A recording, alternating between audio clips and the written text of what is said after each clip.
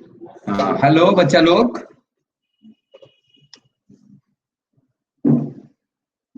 हाँ बेटा, कैसे हो तुम लोग? मेरी आवाज आ रही है?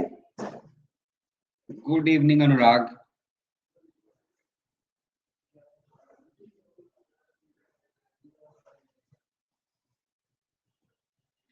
आज एक नई बच्ची ज्वाइन की है, प्रगति श्रीवास्तव। गुड इवनिंग बेटा। बस 5 मिनट आप वेट कीजिए, देखता हूँ कौन कौन ज्वाइन करेगा, ठीक है ना?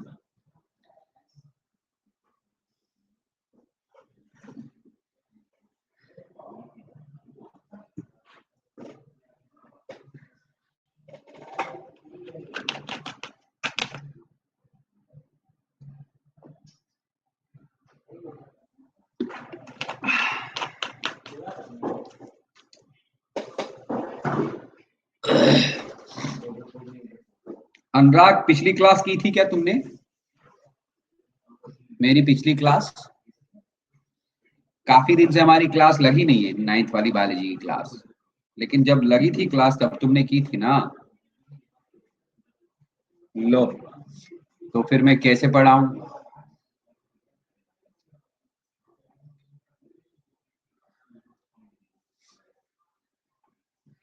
हमारा लास्ट वाला चैप्टर स्टार्ट हो गया था।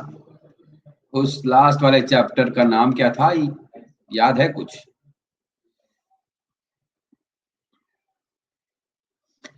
अरे why do we fall ill जो चैप्टर है, उसके बाद वाला कौन सा चैप्टर है भाई?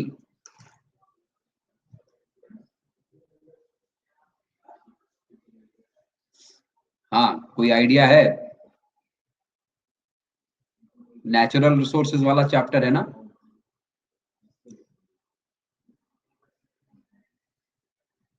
M I audible? मेरी आवाज आ रही है?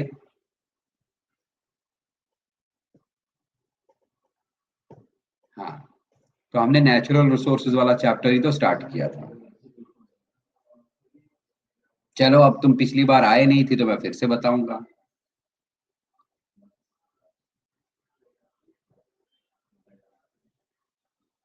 नेचुरल रिसोर्सेस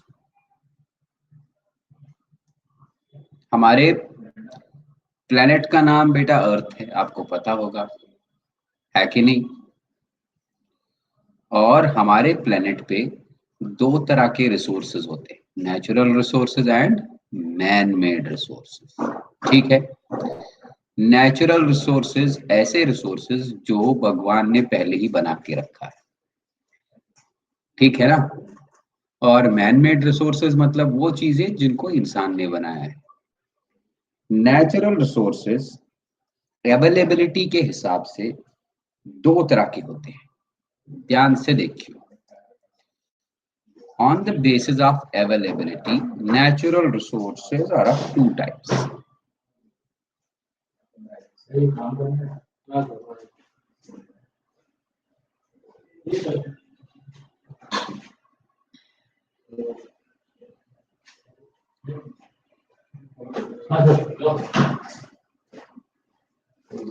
एक, inexhaustible resources.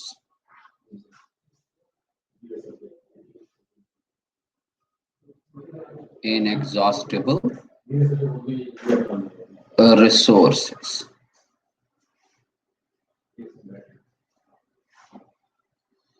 और सेकंड है एग्जॉस्टिबल रिसोर्सेस।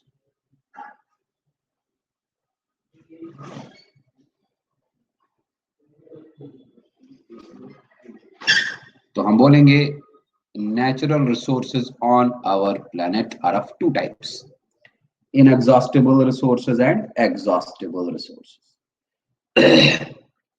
पहले inexhaustible resources की बात करते हैं। inexhaustible resources limited quantity में होते हैं। They are present on our planet in a limited quantity. मतलब लिमिटेड क्वांटिटी, मतलब हमारे प्लेनेट अर्थ पे ये रिसोर्सेज खत्म हो सकते हैं क्योंकि ये इनफाइनाइट क्वांटिटी में नहीं है। इनका अमाउंट बहुत ज्यादा नहीं है, इनका अमाउंट लिमिटेड है। Right.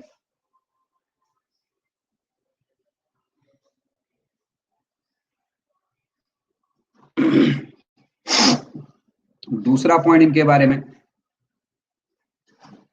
They are not likely to be exhausted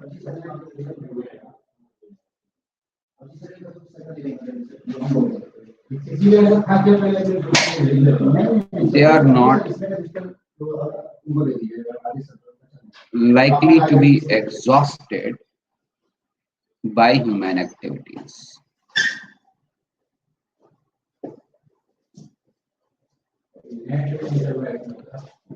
By human activities.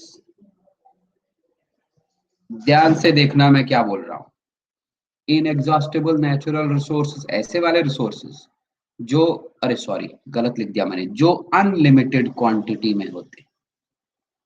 Unlimited समझते हो, कभी ना खत्म होने वाला, अनलिमिटेड क्वांटिटी। और ह्यूमंस चाहे इनको कितना भी यूज करे ये खत्म नहीं होने वाले।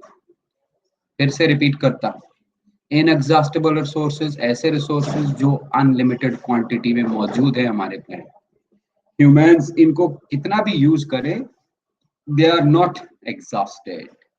ठीक है, एग्जॉस्ट होना मतलब खत्म होना।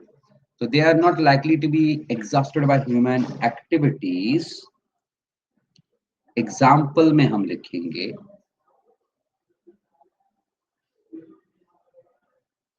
बताओ तुम लोग एग्जाम्पल।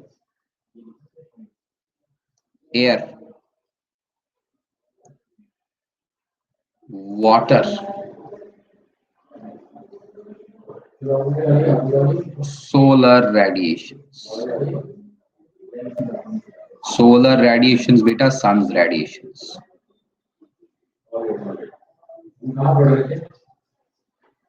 ठीक है, नहीं सॉइल इसमें नहीं आएगा बेटा। अब बात करते हैं एग्जॉस्टेबल रिसोर्सेज की।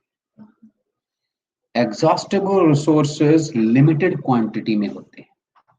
दे are present on our planet in limited quantity. ये हमारे प्लेनेट पे मौजूद होते हैं लेकिन लिमिटेड क्वांटिटी में, खत्म हो सकते हैं। They are likely to be exhausted.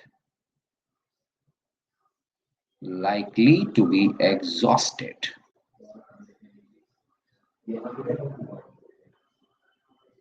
They are likely to be exhausted by human activities. By human activities.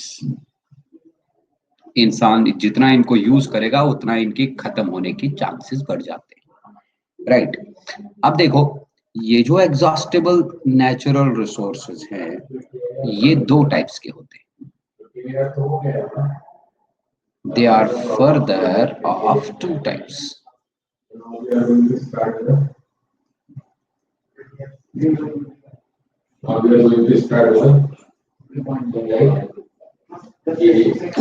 इनके फर्दर दो टाइप्स है। पहला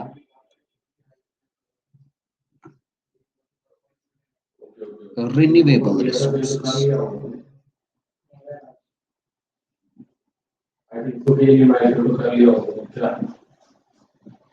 रिन्यूएबल रिसोर्सेज। दूसरा नॉन रिन्यूएबल रिसोर्सेज।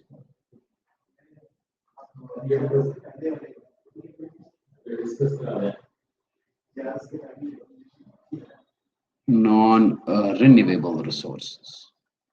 ठीक है, रिन्यूएबल रिसोर्सेज इसके बारे में हम क्या लिखेंगे? They can replenish themselves. Can replenish, replenish मतलब रिन्यू, ये खुद को रिन्यू कर सकते हैं। They can replenish themselves.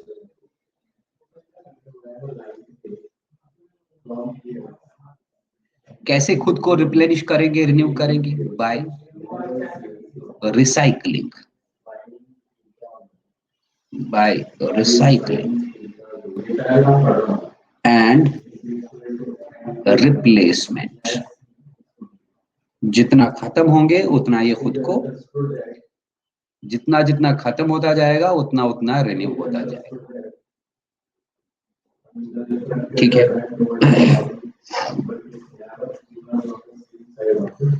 क्योंकि ये रिन्यू होते रह जाते हैं, रिन्यू होते रहते हैं, इसलिए ये खत्म नहीं हो सकते।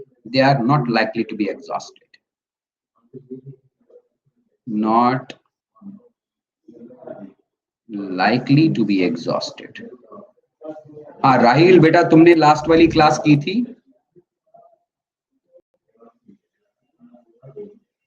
They are not likely to be exhausted, खत्म नहीं होंगे। इसके एग्जाम्पल में हम लिखेंगे सॉइल।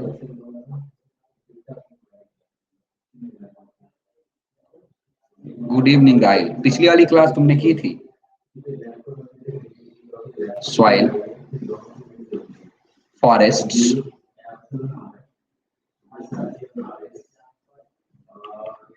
And wild life.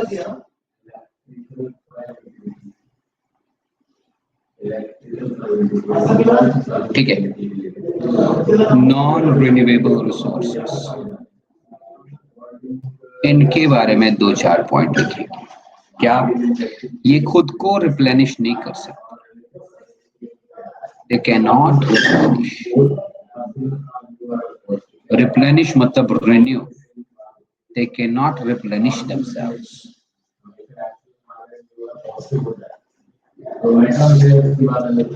ठीक है, और ये खत्म हो सकते हैं। They are likely to be exhausted, likely to be exhausted.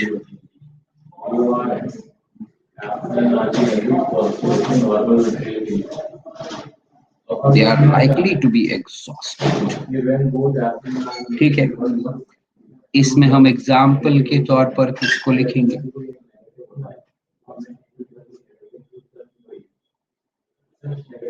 Example minerals, minerals, fossil fuels।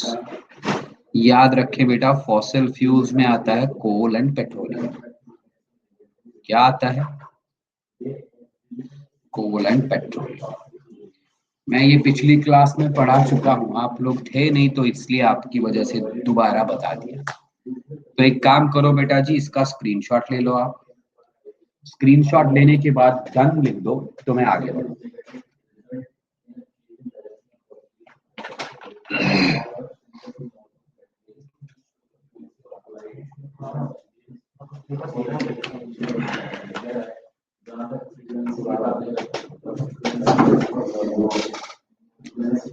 हाँ, प्रगति श्रीवास्तव बेटा, स्क्रीनशॉट लेके डन लिख दीजिए आप, तभी हम आगे बढ़ेंगे।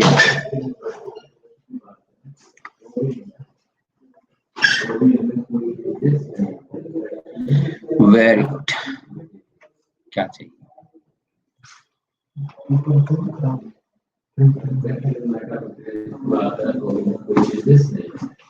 अब देखिए बेटा,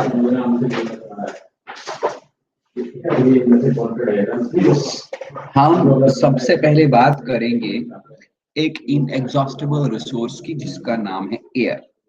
ठीक है, एयर, या आपको मैं बता दूं एटमॉस्फेयर। इनएग्जॉस्टिबल नेचुरल रिसोर्स है ये, कभी ना खत्म होने वाला रिसोर्स। इंसान कितना भी यूज क्यों ना करे इनको, दे can not be exhausted.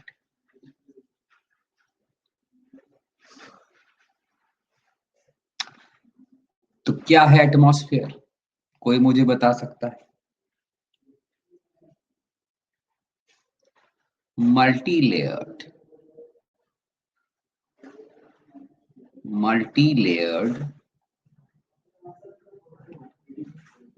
Transparent multi-layered,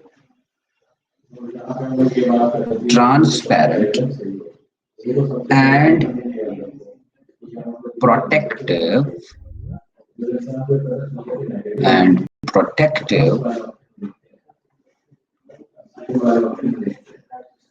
covering of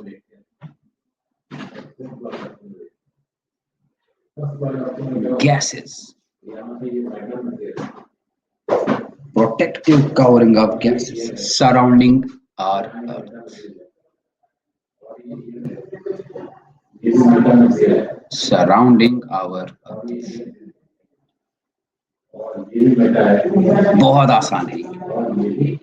हमारे अर्थ जो प्लेनेट हमारा है, इस अर्थ के सराउंडिंग में गैसेस का कवरिंग है और ये गैसेस का कवरिंग हमको प्रोटेक्ट भी करता है। दैट इज व्हाई मैंने लिखा प्रोटेक्ट।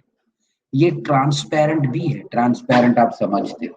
और मल्टी लेयर्ड मतलब इसमें बहुत सारे तह, एक लेयर, दूसरा लेयर, तीसरा लेयर, जैसे एक बुक में पेजेस होते हैं ना, one on top of the other layers, बिल्कुल वैसे ही इस multi layer transparent protective covering of gases को बेटा जी हम बोलते हैं एटमॉस्फेयर।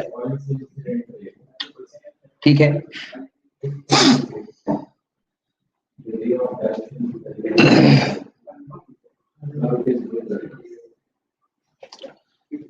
दूसरा पॉइंट इससे रिलेटेड ध्यान से देखना। नेट बहुत बेकार चल रहा है तो क्या करें हम? हमारा तो सही चल रहा है भाई, आप देख लो क्या करना है। About 95% of total air, about 95% of total air is present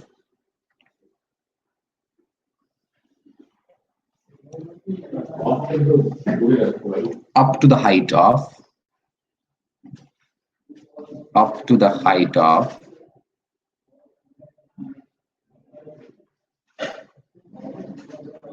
20 kilometers above the surface of earth। बहुत अच्छा पॉइंट है ये। जो हमारे अर्थ का सरफेस है ना, जिसपे हम चलते फिरते हैं, वहां से ऊपर की तरफ जब आप 20 किलोमीटर जाओगे तो 20 किलोमीटर तक लगभग एटमॉस्फेयर का 95% एयर मिल जाएगा। बाद में जो 5% एयर है वो आता है अप टू 280 किलोमीटर। मतलब अगर हम अर्थ के सरफेस से ऊपर जाएंगे 280 किलोमीटर तक, वहां तक आपको एयर मिलेगा। 280 किलोमीटर के बाद आपको एयर नहीं मिलता। ठीक है। और उस एयर का 95% हिस्सा सिर्फ 20 किलोमीटर तक आपको मिलेगा। उसके बाद एयर का थिकनेस ना कम क्वांटिटी कम होता जाएगा। ठीक है, ठीक है। अब आपको हम बोलेंगे composition of this atmosphere. Composition मतलब किस चीज का बना है ये? Composition of air. एयर में क्या क्या चीजें होती हैं बताओ, किस किस को पता है एयर में क्या क्या चीजें होती है? टेल मी।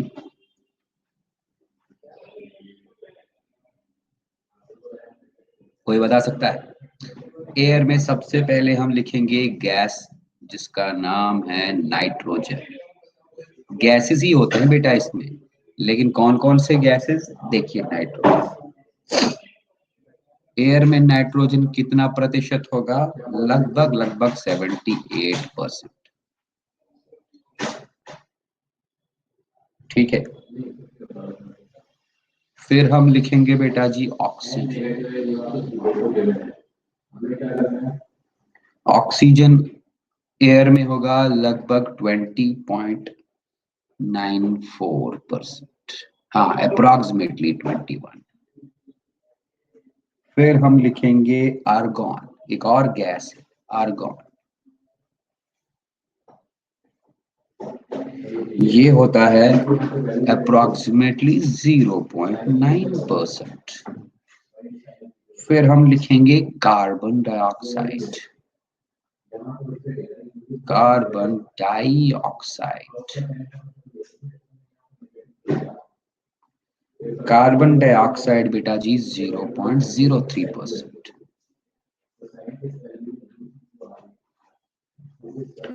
फिर बहुत सारी और गैसेस होते हैं, अदर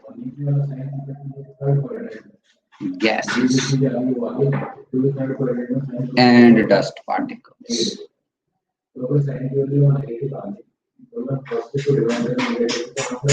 ये भी होते हैं लेकिन ज्यादा क्वांटिटी में नहीं, ये होते हैं बेटा ट्रेसेस में।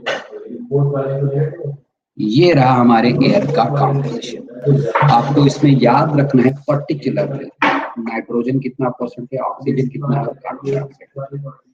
बाकी सारा याद रहे ना रहे, ये तीन चीजें तो याद रखनी पड़ेगी,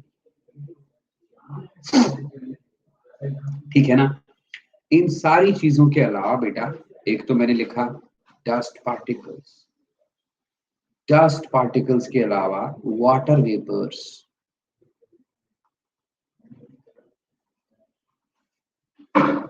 वाटर वेपर्स, वाटर वेपर्स के अलावा पोलन ग्रेन्स,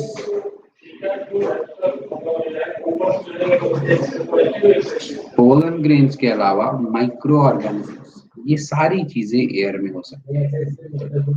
लेकिन बेटा ये सारी चीजें ट्रेसेस में होते हैं, मतलब बहुत कम क्वांटिटी, ठीक है। ये तो हुआ एयर का व्हाट, ये हुआ एयर का कॉम्पोजिशन। अब हम आपको बोलेंगे डिफरेंट जोन्स ऑफ एटमॉस्फेयर, यहाँ देखिए डिफरेंट रीजन्स ऑफ एटमॉस्फेयर।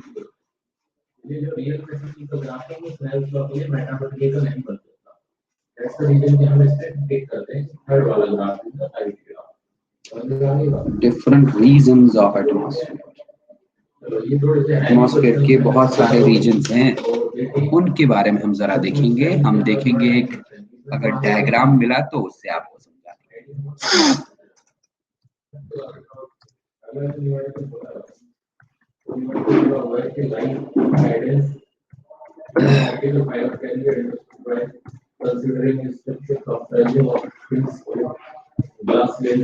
एक मिनट बेटा, हम डायग्राम ढूंढ रहे हैं।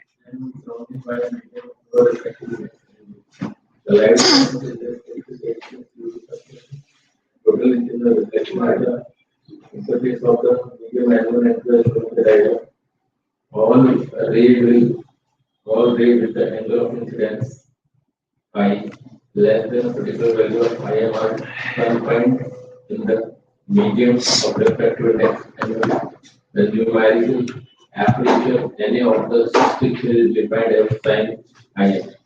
ये देखिए हम यहाँ पर एक अच्छा सा डायग्राम लेके आते हैं, उस डायग्राम से आपको समझ आएगा कि एटमॉस्फेयर में कौन कौन से जोन्स होते हैं।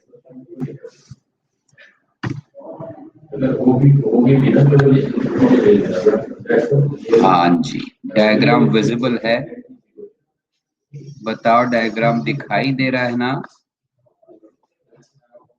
यस,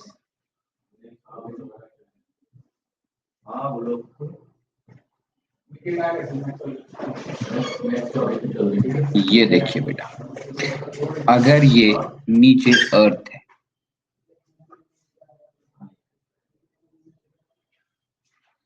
ये रहा अर्थ सरफेस, अर्थ के सरफेस के ऊपर लेयर ऑफ गैसेस है, उसी लेयर ऑफ गैसेस को हम एटमॉस्फेयर बोलते हैं।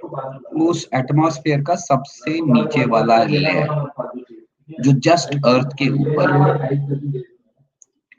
यहां से यहां तक, इस वाले लेयर ऑफ एटमॉस्फेयर को अपन बोलते हैं ट्रोपोस्फेयर। और ट्रोपोस्फेयर लगभग अर्थ के सरफेस से 6 से लेके 20 किलोमीटर के डिस्टेंस तक होता है। ठीक है, it is the basal part जो लगभग लगभग 20 किलोमीटर तक एक्सटेंड होता है ना। अच्छा, आप इसमें एक प्लेन बना हुआ देख सकते हो, है ना। इस प्लेन की तरफ जरा भी ध्यान मत रखो, आप, मैं जो आपको बता रहा हूं वो आप ध्यान रखो। जो ट्रोपोस्फेयर है, ट्रोपोस्फेयर में क्लाइमेटिक इवेंट्स होते हैं। क्लाइमेटिक इवेंट्स का मतलब क्लाउड फॉर्मेशन, लाइटनिंग, थंडरिंग, और क्या लिखा मैंने, ट्रोपोस्फेयर के अंदर होंगे climatic events. Climatic events, climatic events मतलब बिजली कड़कना, लाइटनिंग, ठीक है। थंडर, बादल गरजना, थंडरिंग। क्लाउड फॉर्मेशन, वो भी यहीं पे बनते हैं, क्लाउड फॉर्मेशन। और जैसे ही हम अर्थ सरफेस से ट्रोपोस्फियर की तरफ ऊपर ऊपर जाएंगे, टेम्परेचर बेटा डिक्रीज होता जाएगा। यहां लिखूंगा मैं, टेम्परेचर डिक्रीजेस। बताओ इसमें कोई दिक्कत, इसमें कोई डाउट है तो बताओ, नहीं तो स्क्रीनशॉट लेके डन कर दो।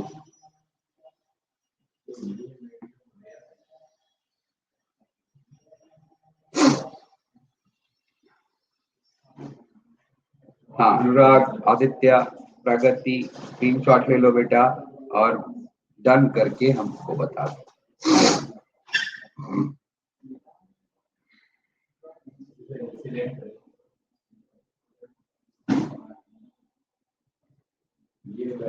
जल्दी जल्दी।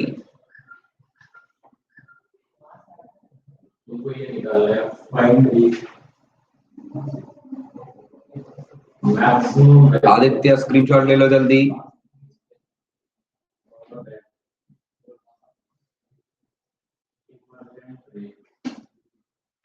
आदित्य कहाँ खोए हो, हम आगे बढ़े।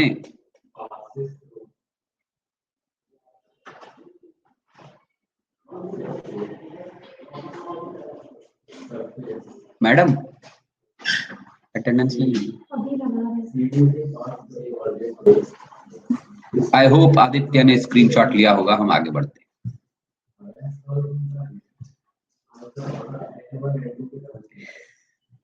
मुझे ये डायग्राम फिर चाहिए।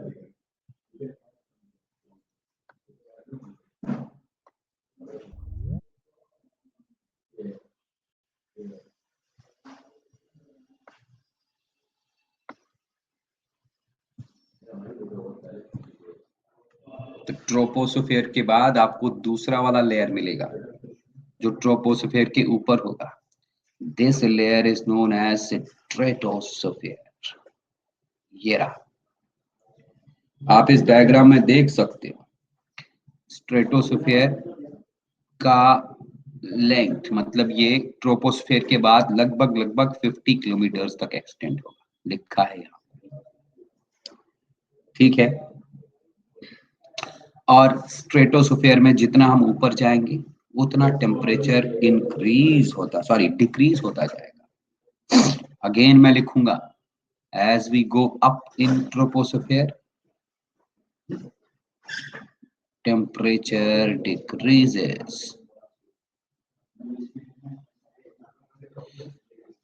स्ट्रेटोस्फियर में भी हमने, ट्रोपोस्फियर में भी हमने टेम्परेचर डिक्रीजेस लिखा था, स्ट्रेटोस्फियर भी हम वही लिखेंगे, टेम्परेचर डिक्रीजेस जितना हम ऊपर चले जाएंगे, ठीक है जी। सॉरी उल्टा लिखे, टेम्परेचर इंक्रीजेस, एक मिनट एक minute.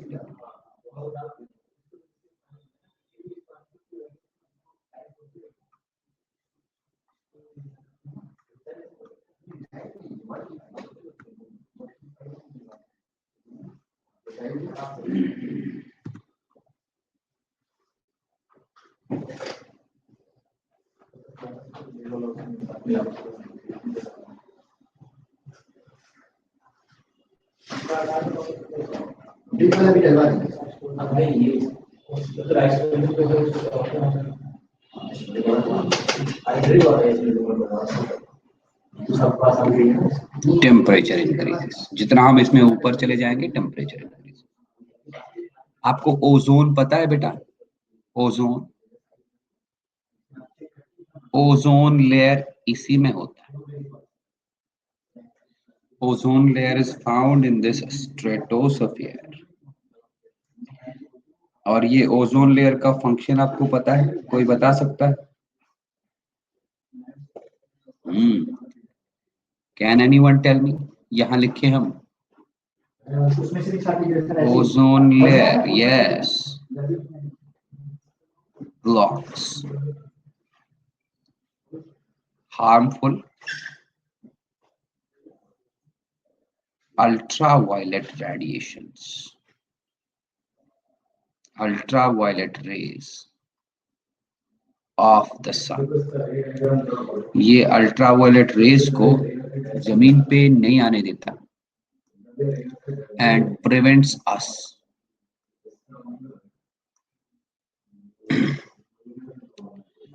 from various diseases। In ultraviolet rays से काफी सारे स्किन डिजीजेस होने का चांस था। जब ये ओजोन लेयर उनको ब्लॉक ही करता है तो हम उन डिजीजेस से बच जाते हैं। ठीक है, इसके बाद आएगा बेटा मीजोस्फीयर। आप देख सकते हो स्ट्रेटोस्फीयर के बाद नेक्स्ट लेयर इज मीजोस्फीयर। तो ये कितना? It extends up to 85 kilometers of distance above the stratosphere। Again इस रीजन में टेम्परेचर डिक्रीज हो जाएगा। Temperature decreases in this region. जितना ऊपर जाएंगे उतना टेम्परेचर डिक्रीज होता जाएगा। इसके बाद आएगा बेटा थर्मोस्फीयर। ये रहा thermosphere. Thermosphere, it lies up to the length of height of 690 kilometers above the Earth's surface। ठीक है, और इसके बाद जो आएगा दैट इज एक्सोस्फीयर। ये था हमारे एटमॉस्फेयर का स्ट्रक्चर। इसमें आपने याद रखना है जो ट्रोपोस्फीयर था, ट्रोपोस्फीयर में जितना ऊपर जाएंगे उतना टेम्परेचर डिक्रीज होता जाएगा।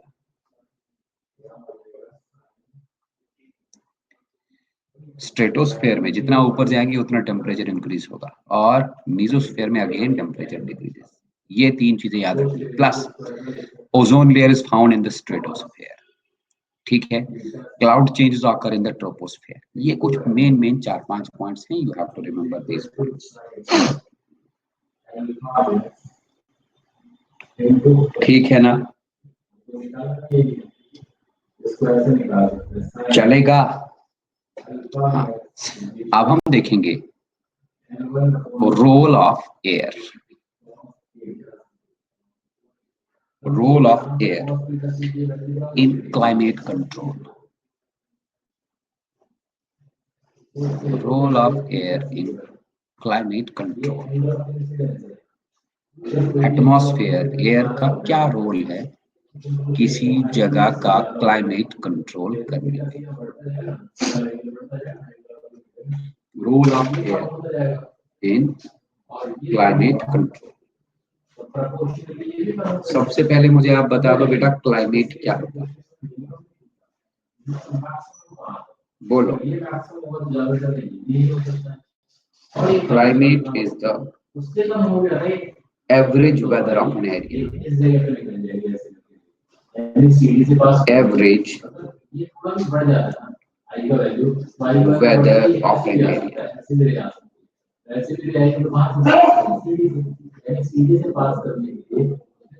over a longer period of time।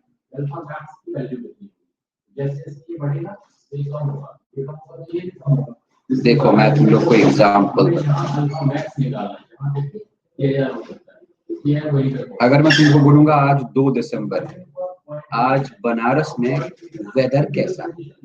आप बोलोगे सर आज बनारस में वेदर ठीक ठाक था, सुबह हल्का हल्का ठंड था, शाम को भी हल्का हल्का ठंड होता है और दिन में धूप थी। सर टेम्परेचर यही कोई 20-22 डिग्री सेल्सियस था। ये आज का वेदर है।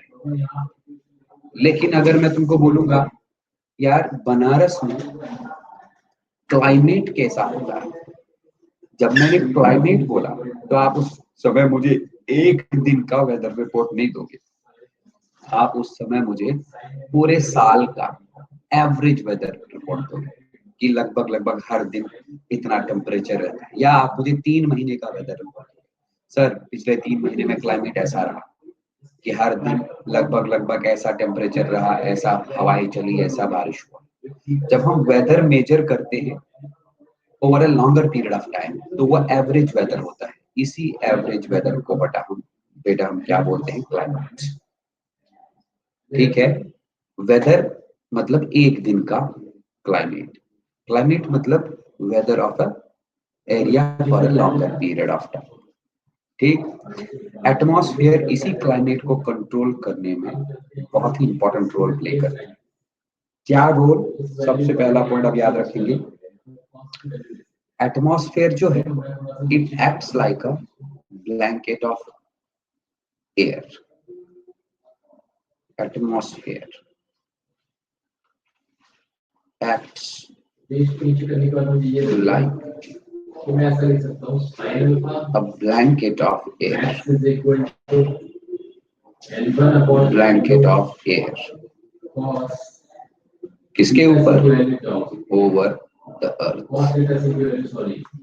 प्लेनेट के ऊपर जैसे मानो ये हवा का एक ब्लैंकेट है और ये ब्लैंकेट काफी सारे रेडिएशन को, रेज को अर्थ में आने से बचाता है, रोकता है।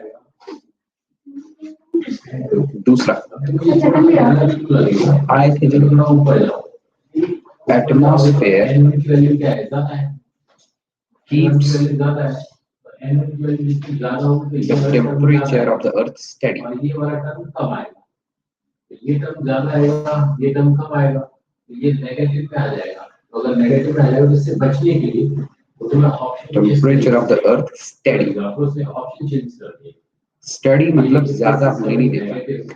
आपको पता है हमारे अर्थ का एवरेज टेम्परेचर कितना होता है? 43, 44, 45 डिग्री सेल्सियस। या एवरेज टेम्परेचर इतना नहीं, एवरेज टेम्परेचर तो 35, 36, 37 ही होता है। हाँ, किसी किसी जगह पर 40, 43, 44 डिग्री टेम्परेचर होगा, किसी किसी जगह पर 28, 25 डिग्री टेम्परेचर होगा, लेकिन पूरे प्लैनेट की अगर बात करें तो ज्यादा से ज्यादा 35, 36 डिग्री टेम्परेचर होता है। इससे ज्यादा बढ़ता नहीं। टेम्परेचर को बढ़ने कौन नहीं देता? यही एटमॉस्फेयर, ये हमारे अर्थ का टेम्परेचर स्टेडी रखता है। ठीक है, कैसे? It acts as a bad conductor of heat, thus prevents the sudden increase in the temperature of the earth। देखो, बैड कंडक्टर ऑफ हीट मतलब हमारे अर्थ के ऊपर, हमारे अर्थ के अंदर जितनी हीट है उस हीट को बाहर नहीं निकलने देगा, और बाहर से जितनी हीट आती है उस हीट को ज्यादा अंदर नहीं आने देता। उसी को कहते हैं ना बैड कंडक्टर। अगर मैं आपको बोलूंगा would is the bad conductor of electricity, इसका मतलब ये है कि वुड के थ्रू इलेक्ट्रिसिटी चलेगी नहीं। अगर मैं आपको बोलूंगा would is the bad conductor of heat, इसका मतलब वुड के थ्रू हीट चलेगा ही नहीं। मैंने आपको बोला एयर जो है it is a bad conductor of heat. क्या? Air is bad conductor of heat.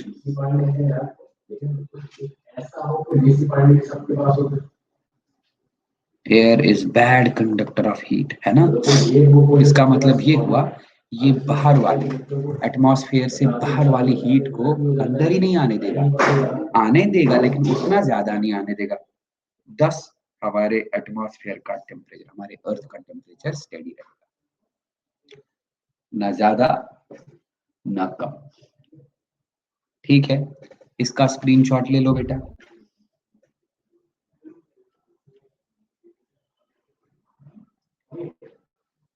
अगला क्वेश्चन अगर तुम्हें किया गया फिर देखना है तो देखना है बैक भी देख के देखना है।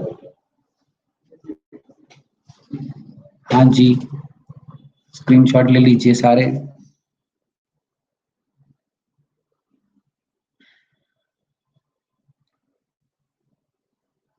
सबने ले लिया, प्रगति ने ले लिया, आदित्य ने लिया, अनुराग ने ले लिया, आदर्श ने ले लिया।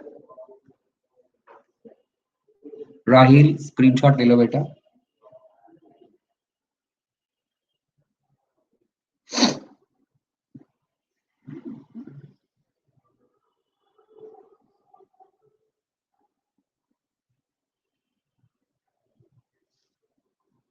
ओके, अब चलो आगे। एक मिनट, मुझे पहले एक डायग्राम ढूंढने दो। हाँ,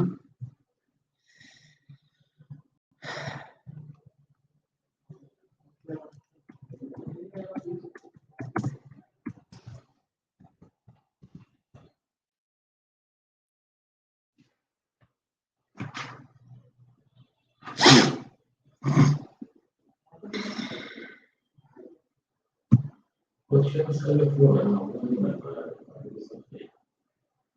वैसे ही बन रहा सबका अलग अलग चीज है।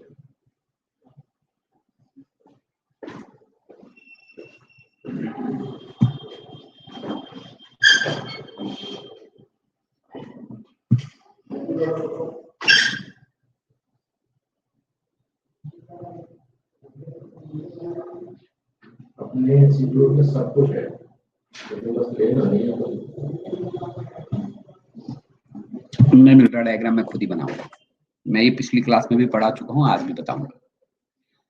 एयर जो है, मैंने कहा ये टेम्परेचर, अर्थ के टेम्परेचर को या अर्थ में क्लाइमेट को कंट्रोल करता है ना। और नेक्स्ट पॉइंट हम लिखेंगे, एयर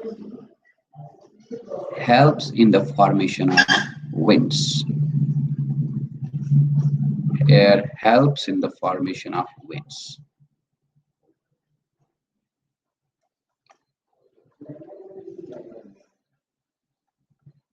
ध्यान से देखना, मैं पिछली क्लास में ये पढ़ाया हूं, फिर से रिपीट कर दूंगा।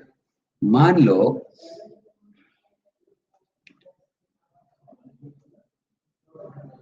ये हमारा प्लेनेट अर्थ है।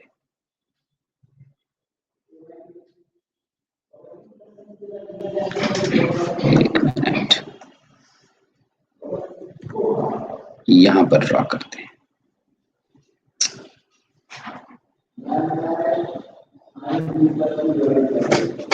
Late this is our earth. ठीक है, मान लेते हैं ये ऊपर सन है। तुम्हें मटेरियल लेना पड़ेगा क्योंकि ये डिसकंटिन्यूटी ऑफ क्लास हो जाएगी तो मजा नहीं आ पा रहा मोमेंट इसका एक सॉल्यूशन तो निकालेंगे। हम लोग पता नहीं ना तो ऑनलाइन मंगा पा रहे ना ऑफलाइन मंगा पा रहे कैसे पढ़ेंगे। ये रहा सन।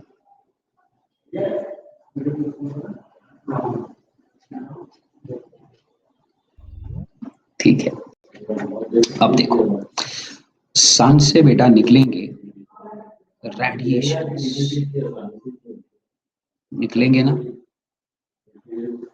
जर्नल मटेरियल बना हुआ है उसको ले लो, उसमें एक जगह लिखा हुआ है TIR और उसी पे डिग्री बनाइए।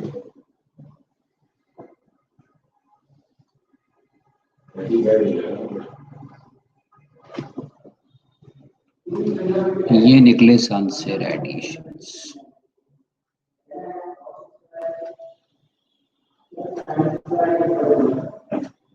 ठीक है, ये रेडिएशंस बेटा अर्थ पे पड़ रहे हैं, अर्थ के सरफेस पे आए। ठीक है, अब देखो इनमें से सबसे लंबा रेडिएशन कौन सा है। This is the longest ray of sun. ये वाला भी है longest.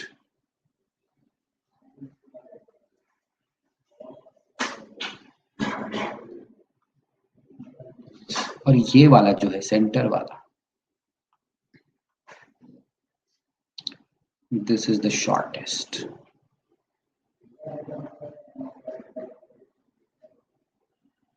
Shortest ray of sun. क्यों? क्योंकि ये स्ट्रेट है ना, दिस इज स्ट्रेट, सारे स्ट्रेट है, लेकिन ये डायरेक्ट है नीचे की तरफ, स्ट्रेट एंड डायरेक्ट, परपेंडिकुलर की तरह, है ना। अब तुम इतना तो मानते हो, जो ये वाला रेडिएशन है सन का, इसको अर्थ के सरफेस तक पहुंचने में कम टाइम लगेगा in comparison to this one. चलो मैं इनका नाम रखता हूँ, 1 2 3 4 5। तो सबसे ज्यादा कम टाइम कौन सी रेडिएशन को लगेगा अर्थ तक पहुंचने में? Tell me. 1। सबसे ज्यादा टाइम किसको लगेगा? सबसे ज्यादा टाइम किसको लगेगा? सबसे ज्यादा टाइम कौन सी रेडिएशन को लगेगा? 5 एंड 3। इसका मतलब ये हुआ कि रेडिएशन 1 से ये वाला अर्थ का जो एरिया है ये बहुत जल्दी गर्म हो जाएगा, है ना, इट बिकम्स वार्म। रेडिएशन 5 और 3 से ये वाला एरिया गर्म हो जाएगा, लेकिन इसको बेटा गर्म होने में टाइम लगेगा। चलो हम लिखेंगे ये एरिया ए, ये रहा एरिया बी, ये रहा एरिया सी, ठीक है। तो मैंने यहां पर क्या लिखा? Area A becomes warm quickly.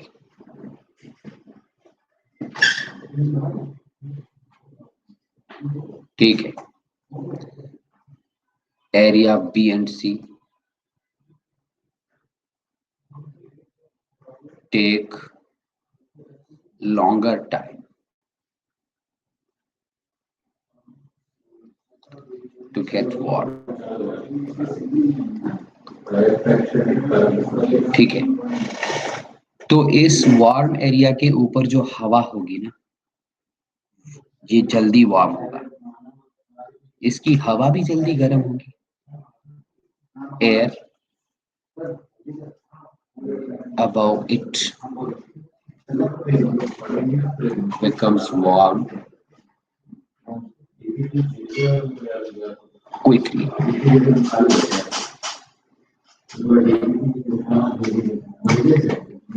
ठीक है। Air above it is still cold.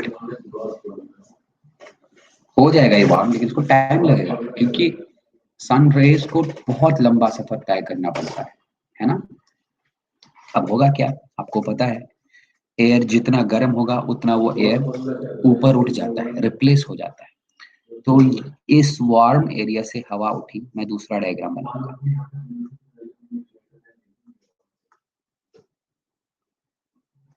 इधर देखिए,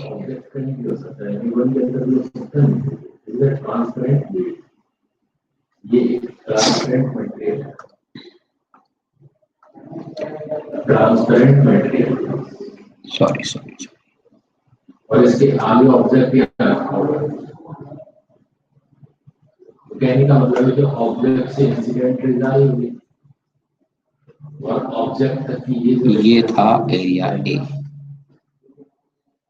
ये था एरिया बी, और ये था एरिया सी। तो होगा क्या बेटा, होगा कुछ ऐसा, इसके ऊपर जो हवा है, वार्म एयर, वो जल्दी से ऊपर उठेगी,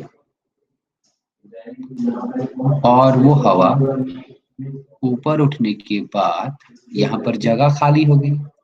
उस गर्म हवा जो ऊपर उठी, उसकी जगह लेने के लिए इस कोल्डर रीजन से ठंडी हवा आ जाएगी। इधर देखो, इधर देखो, क्योंकि भाई हवा उठने से, एरिया ए से जो हवा उठी वो हवा क्या थी? Warm air, it was warm air. ये वार्म एयर हल्की हो गई गर्म होने से और उठ गई वहां से। वहां पर जगह खाली हुई तो तुरंत उस खाली जगह को लेने के लिए कोल्डर रीजन से हवा आई।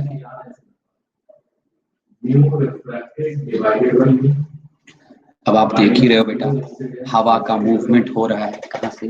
From colder region to warmer region, from warmer region to colder region. इसी मूवमेंट ऑफ एयर को हम क्या बोलेंगे? Wind. Moving air from colder region to warmer reason.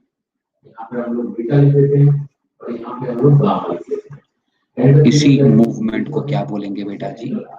Wind. और ये विंड कैसे बना? ये तब बना जब सन से रेडिएशंस अर्थ पे आए, और वो रेडिएशंस जब डायरेक्ट पड़े और स्लांटिंग पड़े तब ये पॉसिबल है ना। और ये मूवमेंट ऑफ एयर हुआ तब जब हवा गर्म होगी। तभी हमने देखा ना, air helps in the formation of winds. How? जब हवाएं चलने लगेंगी, मूव करने लगेंगी, तो उन्हीं को हम बोलते हैं विंड्स। बताओ समझ आया? इसमें कोई दिक्कत, कोई डाउट है क्या? Tell me, any doubt in this? अब अगर डाउट नहीं है तो फिर स्क्रीनशॉट ले लो, स्क्रीनशॉट लेके डन लिख दो।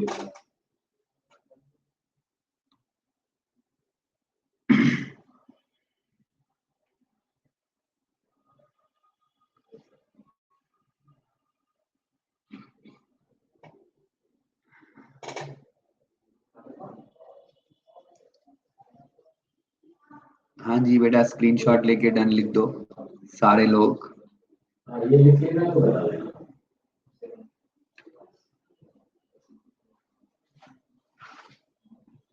आदर्श, अनुराग, आदित्य, राहिल,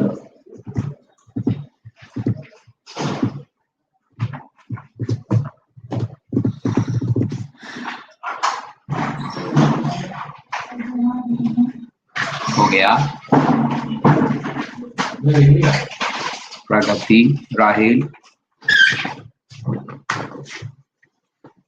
आदर्श, स्क्रीनशॉट हो गया। आदर्श, आई गेस तुमने स्क्रीनशॉट लिया होगा। हम बढ़ते हैं आगे।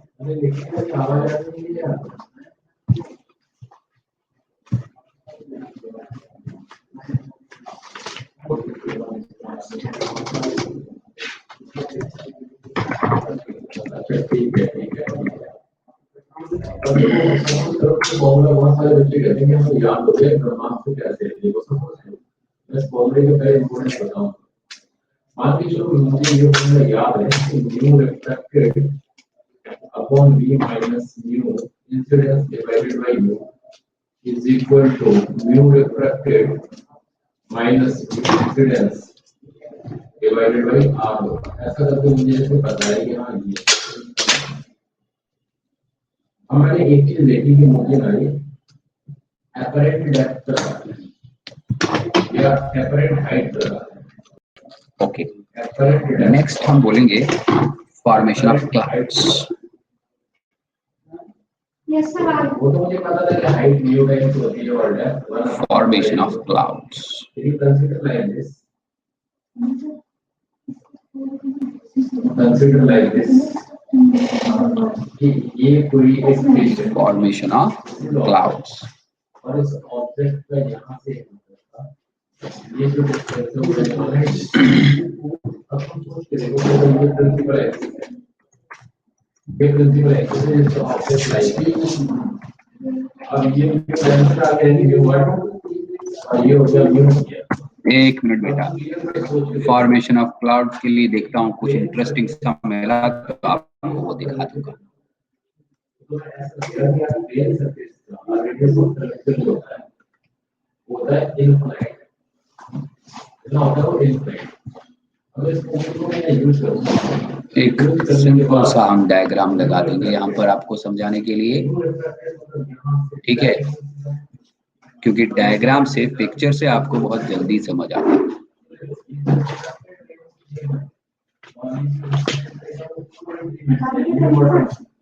इसमें क्या ध्यान रखना है कि जहाँ पे जा रही है उसी मीडियम के ऊपर, तो यहाँ पे मैं लिखूंगा म्यू वर्ड डिवाइडेड बाय मेरे पास आ जाएगा v फोर्स। रिफ्रैक्टेड रे कहाँ जा रहा है, तो रिफ्रैक्टेड म्यू क्लियर हो जाएगा, यहाँ पे लिखूंगा mu clear divided by v, और v का नाम मैं बाद में जाके क्या बोल रहा हूँ d एपरेंट, यही है मेरे पास। तो माइनस साइन मैंने लगा दिया म्यू इंसिडेंस, तो म्यू इंसिडेंस म्यू वाटर है और डिवाइडेड बाय बताओ तो u मतलब ये दिखाई दे रहा है आपको? अपोजिट अगर जाऊंगा तो डिस्टेंस मुझे नेगेटिव मिलेगी।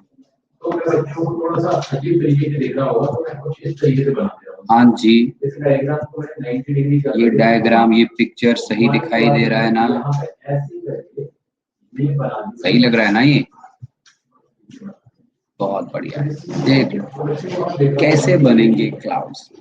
इस पिक्चर को अगर आप ध्यान से देखोगे तो बहुत क्लियरली आपको पता चल जाएगा हाउ आर दीज क्लाउड्स। ठीक है ना?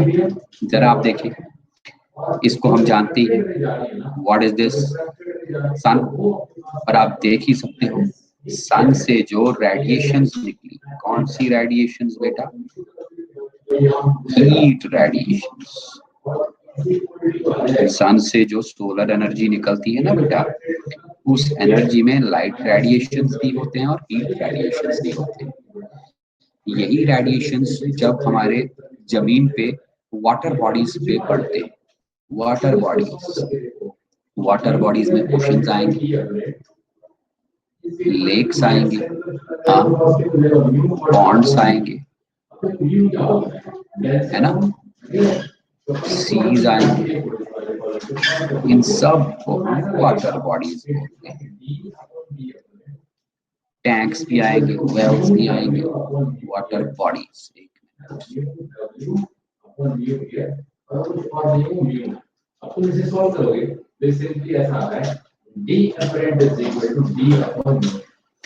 तो वाटर बॉडीज का पानी बेटा जी गर्म हो जाएगा, वो गर्म पानी उठ जाएगा, है ना? कैसे उठेगा? In the form of vapour.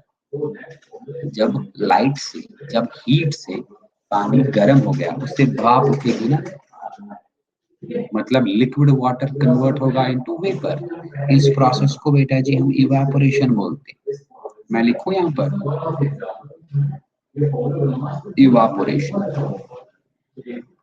Simple language में हम लिखेंगे, जब वाटर, कौन सा वाटर, ब्रैकेट में हम लिखेंगे लिक्विड, कन्वर्ट होगा इनटू वाटर। कौन सा वाटर बेटा? गैस। वाटर गैस फॉर्म में भी होता है ना, गैस मतलब वेपर फॉर्म, वेपर। इसी प्रोसेस को हम इवेपोरेशन बोलते हैं, और इवेपोरेशन के लिए चाहिए हीट। तो इवेपोरेशन हो गया, जो पानी था वो वेपर में कन्वर्ट हो गया और ऊपर उठ गया मॉइस्चर के फॉर्म। जैसे ही ये मॉइस्चर ऊपर गया, अभी अभी हमने पढ़ा ट्रोपोस्फीयर में हम जितना ऊपर जाएंगे टेम्परेचर डिक्रीज होता जाएगा।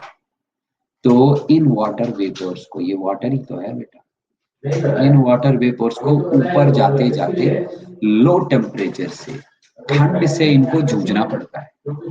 जैसे ये ऊपर गए, इनको लो टेम्परेचर मिला तो इनका होता है कंडेंसेशन। तो व्हाट इज कंडेंसेशन?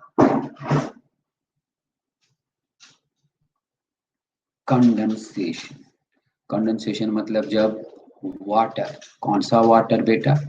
जो वेपर फॉर्म में था, ये कन्वर्ट होगा इनटू वाटर। कौन सा वाटर बेटा? लिक्विड फॉर्म में। कैसे? कैसे? डिक्रीज इन टेम्परेचर से। तो प्रोसेस को हम बेटा जी कंडेंसेशन बोलेंगे, और उसके उल्टे वाले प्रोसेस को हम बोलेंगे इवेपोरेशन। तो वाटर जो मॉइस्चर में ऊपर आ गया, इसमें वाटर मॉलिक्यूल्स बहुत सारे, जैसे ही ऊपर गया टेम्परेचर डिक्रीज हो गया, ठंड पड़ गई इस वाटर मॉलिक्यूल्स को, तो ये कंडेंसेशन हो गया। ये वाटर मॉलिक्यूल्स कन्वर्ट हो गए छोटे छोटे वाटर ड्रॉप्स में, और वही वाटर ड्रॉप्स बेटा एक जगह पर जमा होकर व्हाइट कलर के क्लाउड्स बनाती है। फिर आपको पता ही है ये क्लाउड्स क्या करेंगे, ये क्लाउड्स बरसने लगते हैं नीचे in the form of rain. तो आप यहाँ पर ऐसे भी बोल सकते हो, फॉर्मेशन ऑफ क्लाउड्स या फॉर्मेशन ऑफ रेन। मेरे को बताओ ये समझ आ गया?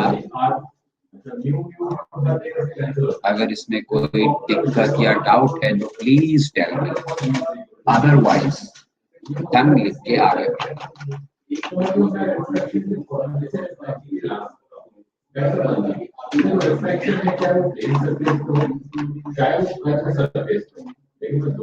तो फिर डन लिख के आगे बढ़ दो बेटा।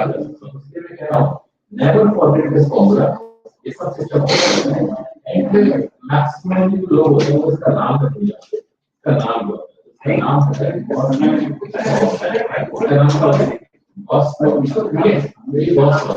अब ये सपोज मैंने क्वेश्चन नंबर 1 दे दिया, बच्चे ने क्वेश्चन नंबर 1 ट्राई किया, एटलीस्ट उसके साथ ये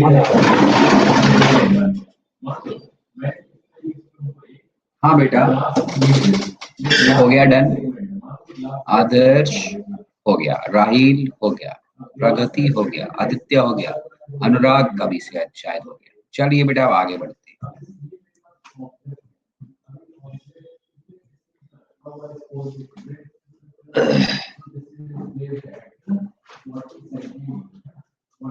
एक मिनट बेटा।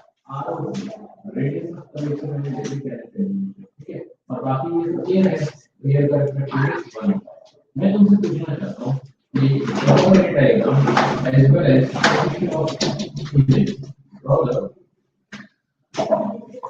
ये प्रेसिंग के आगे है, ठीक है ना, मुझे ध्यान रखना है। Draw the red diagram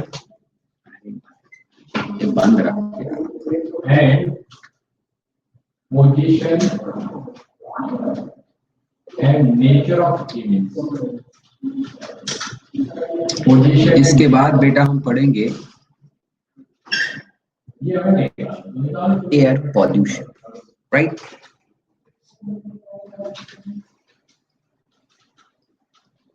air pollution. अब हमारा एयर इतना जरूरी है हमारे लिए,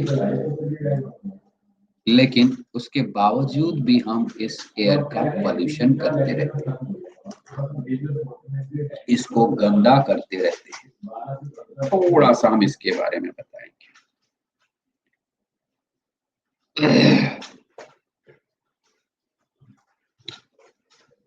एयर पॉल्यूशन का मतलब, ध्यान से सुनिए, when unwanted and harmful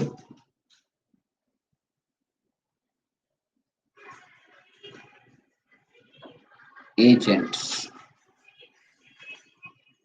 are drawn into the air,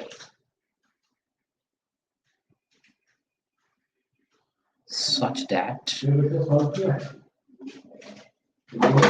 its quality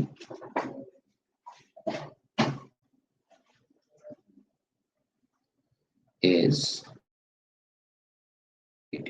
air की क्वालिटी खराब हो गई। कैसे? जब इस एयर के अंदर कुछ अनवांटेड हार्मफुल एजेंट्स चले गए, वी से द एयर इज पॉल्यूटेड। हम बोलते हैं कि ये एयर पॉल्यूट हो गया। ठीक है, अब सवाल है, जो ये हमने ऊपर लिखा अनवांटेड हार्मफुल एजेंट्स, जिनकी वजह से ये एयर पॉल्यूट हो गया, इन अनवांटेड हार्मफुल एजेंट्स को हम क्या बोलेंगे बेटा? These are known as pollutants. Pollutants क्या बोलते हैं? इनको अपन बोलते हैं पॉल्यूटेंट्स। ठीक है, कुछ एयर पॉल्यूटेंट्स के बारे में हम डिस्कशन करें।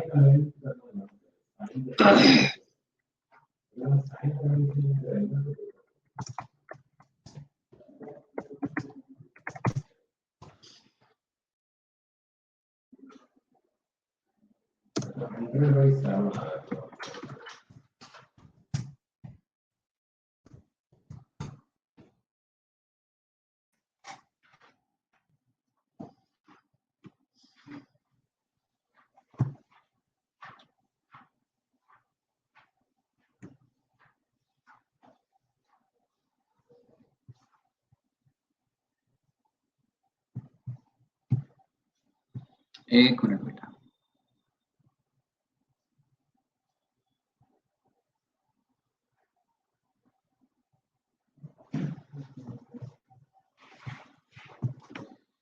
तो हमको बताने हैं वेरियस एयर पॉल्यूटेंट्स।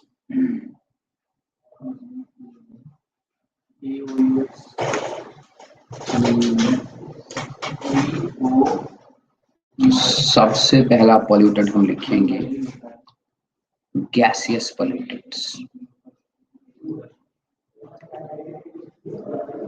चलो कोई तो बच्चों ने अगर नहीं भी सॉल्व कर पाया तो इसे ऐसे सॉल्व कर गैसियस पॉल्यूटेंट्स। ये देखें हम ऑब्जेक्ट गैसियस पॉल्यूटेंट्स में हम लिखेंगे लाइक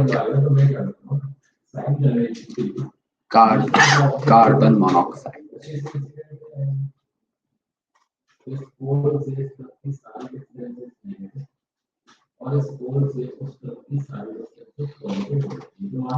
ध्यान से देखो मैं क्या लिख रहा हूँ। Carbon dioxide.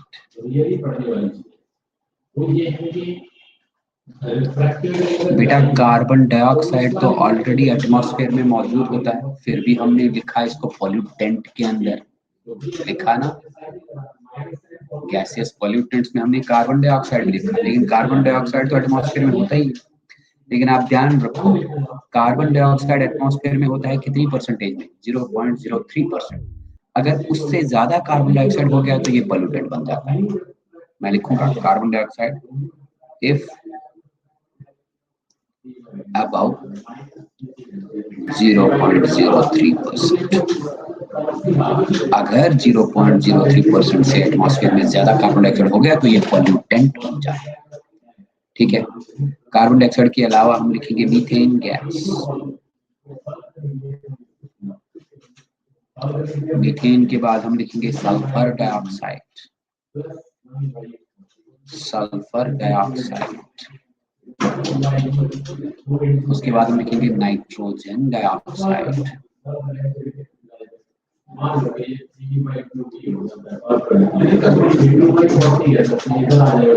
एटसेट्रा। ये हैं कुछ गैसियस पॉल्यूटेंट्स जो हमारे एयर को पॉल्यूट कर सकते हैं। अनुराग ने बोला स्मोकिंग, तो हम एक काम करते हैं, ये सारे पॉल्यूटेंट्स एयर में चले जाते हैं with the help of smoke.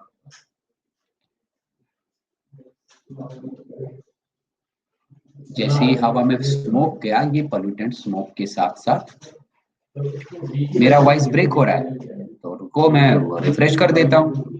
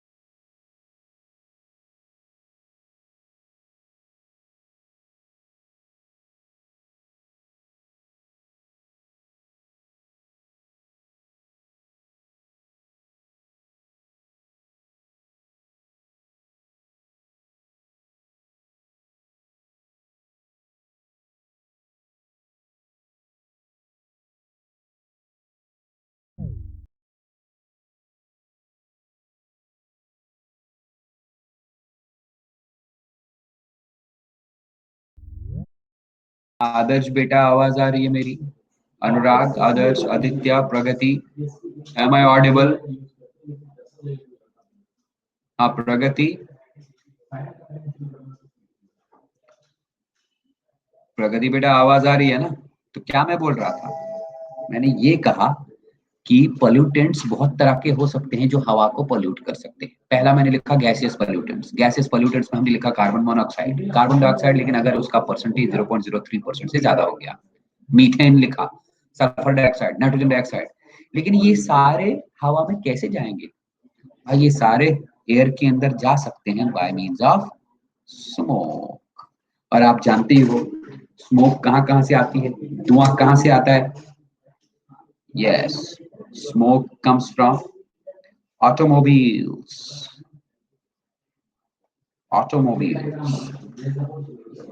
Automobiles इसमें गाड़ियां वगैरह आती। ऑटोमोबाइल्स के बाद हम बोलेंगे इंडस्ट्रीज, फैक्ट्रीज, है ना? और जितना हम फॉसिल फ्यूल्स को जलाएंगे उनसे, फॉसिल फ्यूल्स मतलब कोल, पेट्रोलियम, इतना ही नहीं, जितना हम बेटा वुड को जलाएंगे,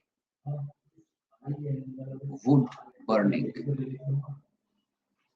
प्लास्टिक बर्निंग, बहुत सारे सोर्सेज हैं, लेकिन मेन सोर्सेज यही है, automobiles, would burning, industries, fossil fuel burning. ये सारी चीजों से बहुत सारा धुआं निकलता है। इस धुएं में बहुत सारे कंपाउंड्स होते हैं, like carbon monoxide, carbon dioxide, methane, sulphur dioxide, nitrogen dioxide. ये सारी चीजें हवा में गई तो हवा में पॉल्यूशन तो होगा ही। दूसरा बेटा देखिए, दूसरे टाइप के पॉल्यूटेंट्स, उनको हम बोलते हैं पार्टिकुलेट्स।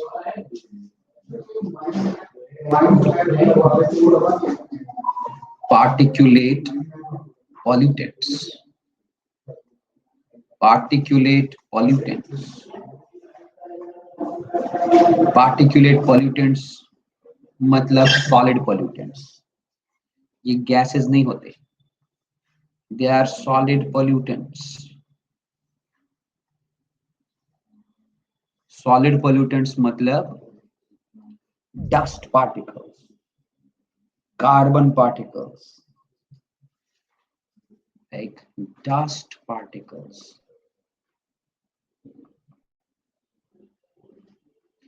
carbon particles,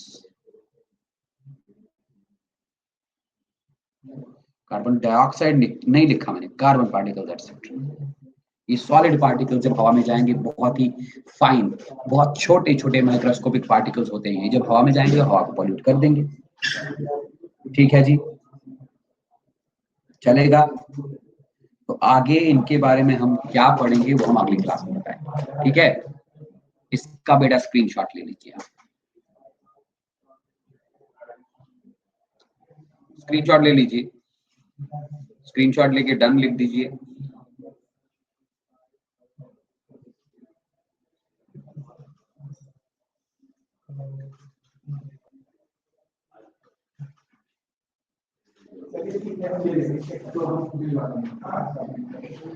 हाँ बेटा, सब लोग ने स्क्रीनशॉट ले लिया? आप क्लास छोड़ सकते हो बेटा, आज की क्लास में इतना काफी है। ओके बाय, बाय बाय बेटा।